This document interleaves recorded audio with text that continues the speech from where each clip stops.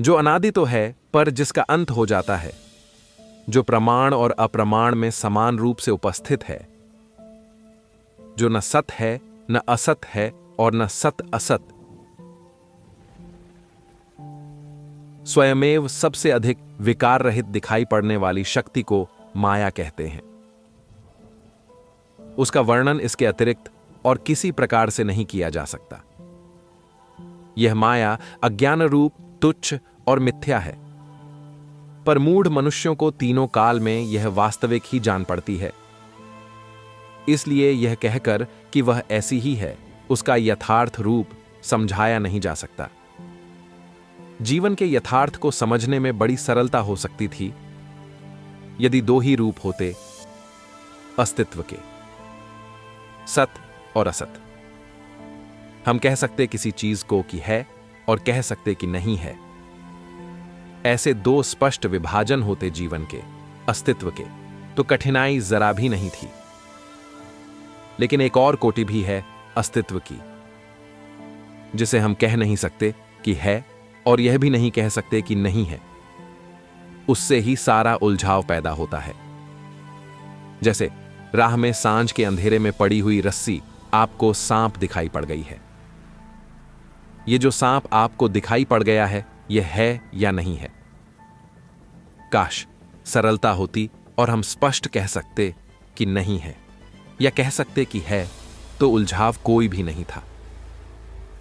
लेकिन रस्सी में जो सांप दिखाई पड़ गया है, वह एक अर्थ में नहीं है, क्योंकि खोजने पर रस्सी हाथ आती है, सांप हाथ में नहीं आता। लेकिन एक अर्थ में है, क्योंकि दिखाई पड़ा है।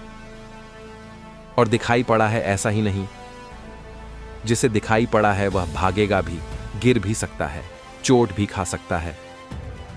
हृदय की धड़कन उसकी बढ़ जाएगी, पसीने से तरबतर हो जाएगा। और अगर कभी लौट कर ना आए और खोजे ना, तो सदा इसी ख्याल में जिएगा कि सांप था। तो जो नहीं था उसके कारण आदमी दौड़ सकता है क्या? जो नहीं था उसके कारण पसीना बह जाता है। जो नहीं था भय से हृदय कंप जाता है। जो नहीं था, क्या उससे भी ऐसी घटनाएं घट सकती हैं?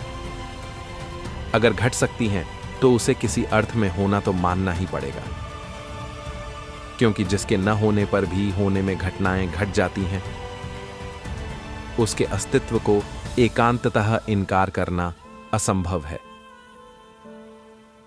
रात सपने में देखते हैं आप एक भयानक स्थिति। नींद खुल जाती है और जान लेते हैं कि सपना था, लेकिन हृदय की धड़कन इससे कम नहीं हो जाती। हाथ पैर कंपते ही चले जाते हैं। माना कि सपना था और अब तो जान भी लिया कि सपना था, लेकिन वास्तविक हृदय अभी भी कंपा जा रहा है और घबराहट जारी है। और नींद के लौटने में थोड़ा समय लगेगा।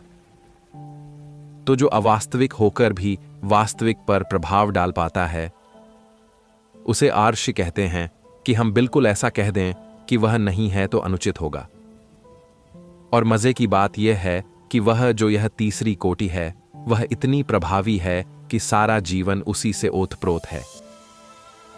इसलिए उसे इनकार नहीं किया जा सकता। यह जो तीसरी कोटि है इतनी महत्वपूर्ण है कि सारा जीवन हमारा उसी के इर्द गिर्द निर्मित होता है और चलता है। इसलिए भारत ने एक नए शब्द का आविष्कार किया, वह है माया।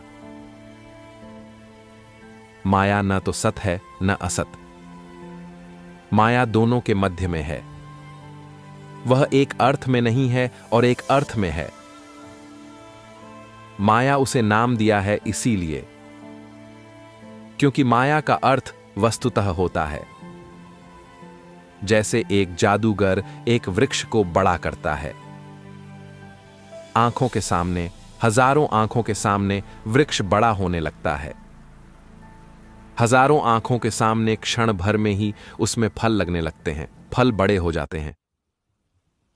जो देख रहे हैं वे सभी जानते हैं यह हो नहीं सकता, यह है नहीं, और फिर भी दिखाई तो पड़ता है। माया का मौलिक अर्थ है भ्रांति की कला। माया का मौलिक अर्थ है जादू, मैजिक। 3 स्थितियां हैं जो नितांत नहीं हैं, जिसकी भ्रांति भी नहीं हो सकती। जो नितांत है उसकी भी भ्रांति नहीं हो सकती, लेकिन जो एक दृष्टि से है और एक दृष्टि से नहीं है, उसकी भ्रांति हो सकती है। वह तीसरा अस्तित्व का रूप भी है। उस रूप का नाम माया है। यह तो माया का शाब्दिक अर्थ है। इसकी परिधि को हम ठीक से समझ लें तो फिर इसके जीवन में क्या क्या आयाम खुलते हैं वे हमारे ख्याल में आ जाएं। जो है वह सदा से है। उसका कोई आदि नहीं है, उसका कोई प्रारंभ नहीं है और उसका कोई अंत भी नहीं है, क्योंकि वह सदा रहेगा। जो नहीं है, नितांत नहीं है, उसका भी कोई आदि नहीं, क्योंकि जो है ही नहीं उसका प्रारंभ कैसे होगा, और उसका कोई अंत भी नहीं होगा, क्योंकि जो है ही नहीं उसकी समाप्ति क्या होगी। माया का प्रारंभ नहीं है, अंत है। यह दोनों के बीच की कोटि है। इसका प्रारंभ नहीं है, यह सदा से है, लेकिन इसका अंत है।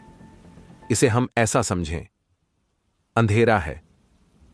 अंधेरा सदा से है, लेकिन अंधेरे का अंत हो सकता है। प्रकाश जला और अंधेरा नहीं हो जाता है। प्रकाश जलता है और अंधेरा नहीं हो जाता है। अंधेरे का प्रारंभ कोई भी नहीं है। कि अंधेरा कब प्रारंभ हुआ, वह अनादि है, वह सदा से है, लेकिन उसका अंत होता है। प्रकाश जलता है, उसका अंत हो जाता है। माया की जो तीसरी श्रेणी है अस्तित्व में, वह सदा से है, अंधेरे की तरह। जब व्यक्ति जागता है चैतन्य में, तो उसका अंत हो जाता है। जब प्रकाशित होती है चेतना, तो वह अंधेरा कट जाता है। यह जो माया है, यह एक विस्तीर्ण स्वप्न है। स्वप्न की एक खूबी है कि जब वह होता है तो वास्तविक मालूम होता है। जब तक होता है तब तक वास्तविक मालूम होता है। हम सभी ने स्वप्न देखे हैं और हर सुबह हमने पाया है कि स्वप्न झूठा था, लेकिन फिर आज रात जब स्वप्न देखेंगे तो देखने में स्वप्न पुनः वास्तविक हो जाएगा। स्वप्न में कभी याद नहीं आती कि जो देखे रहे हैं वह झूठा है। आ जाए याद तो स्वप्न टूट जाए। स्वप्न की एक आंतरिक खूबी है कि जब वह होता है तब बिल्कुल वास्तविक होता है, वास्तविक प्रतीत होता है। रंच मात्र भी शक पैदा नहीं होता, जरा सा भी संदेह नहीं उठता। बड़े बड़े संदेहशील लोगों में भी, जो जगत पर संदेह कर सकते हैं कि है या नहीं, स्वप्न पर संदेह नहीं कर पाते हैं। पश्चिम का बड़ा विचारक हुआ बर्कले।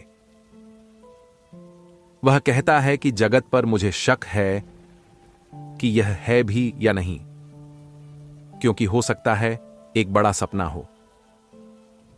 मैं कैसे भरोसा करूं कि आप यहां बैठे हैं सच में? हो सकता है मैं सिर्फ एक स्वप्न देख रहा हूं। कैसे पक्का करूं कि जिनको मैं देख रहा हूं वे हैं ही? हो सकता है मैं एक स्वप्न में उनसे बोल रहा हूं। स्वप्न भी तो इतना ही वास्तविक होता है जितने आप यहां वास्तविक हैं। तो बर्कले कहता है, क्या भरोसा, क्या पक्का कि आप हैं? स्वप्न को भी हम इसीलिए स्वप्न कहते हैं कि सुबह टूट जाता है, लेकिन जिसे हम जागरण कह रहे हैं, यह भी तो सांझ टूट जाता है। सुबह स्वप्न से जागते हैं तो पता चलता है झूठ था, खो गया। रात्रि सम्राट थे, सड़क के भिखारी हैं सुबह। लेकिन दिन भर सड़क के भिखारी रहने पर रात जब नींद आती है, तब यह भिखारीपन भी तो इतना ही भूल जाता है। रात कहां याद रह जाती है कि भिखारी थे। नींद में सम्राट और भिखारी में कोई फर्क रह जाता है? रात सम्राट भी तो सपने में याद नहीं रख सकता कि मैं सम्राट हूं। वह तो दिन का सपना सांझ के होते ही टूट जाता है।